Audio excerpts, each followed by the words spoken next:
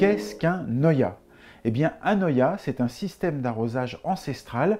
Les plus vieilles traces que l'on a retrouvées des Oyas, de l'utilisation des Oyas, c'est en Chine, en 2000 ans avant Jésus-Christ. L'Oya est une cruche en terre cuite poreuse que l'on va remplir d'eau et l'eau va suinter parce que c'est une terre cuite poreuse et ça va venir humidifier la terre qui est autour et ça va venir aussi donc arroser les plantes qui seront à proximité.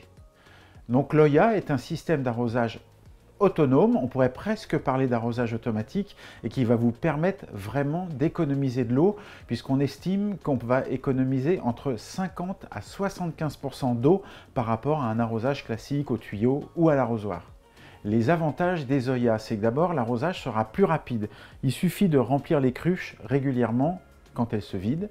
Ensuite, c'est un arrosage qui va être exclusivement racinaire, donc ça va vraiment venir hydrater les plantes au niveau des racines. On va donc éviter d'avoir une humidité de surface trop importante, donc moins de levée des adventices, des herbes indésirables. Il n'y aura pas les maladies non plus, puisqu'on ne va pas arroser le feuillage. Il n'y aura donc pas de maladies cryptogamiques, par exemple. La fraîcheur du sol va rester constante, la terre sera donc plus humide et elle sera donc beaucoup plus vivante. Cette humidité du sol va favoriser la biodiversité et la vie de la microfaune. Avec les Oyas, vous allez donc éviter le surarrosage et vous aurez des fruits plus goûteux par exemple.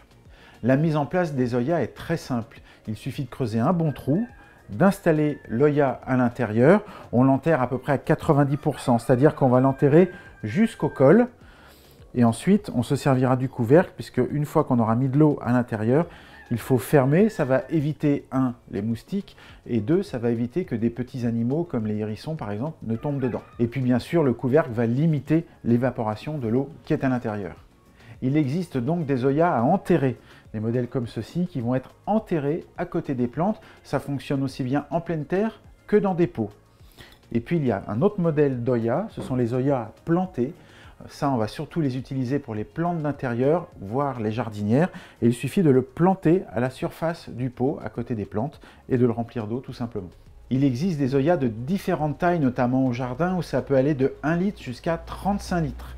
Leur autonomie sera fonction bien évidemment de la météo, de la nature du sol, du nombre de plantes qui seront autour. Il suffit de surveiller régulièrement le niveau d'eau dans l'Oya en soulevant le couvercle. Un Oya de 5 litres, par exemple, irriguera facilement environ 1 mètre carré. Par exemple, il sera idéal pour irriguer 3 pieds de tomates ou un nouveau rosier. Utiliser un Oya n'empêche pas de pailler le jardin, je dirais même au contraire, ils sont parfaitement complémentaires. Parce que l'Oya va irriguer la terre, va l'humidifier et le paillage par-dessus va maintenir cette humidité.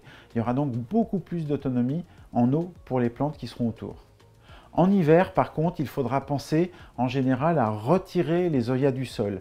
La terre cuite est poreuse, elle va être humide et si vous êtes dans une région où il y a de fortes gelées, l'Oya risque de s'abîmer.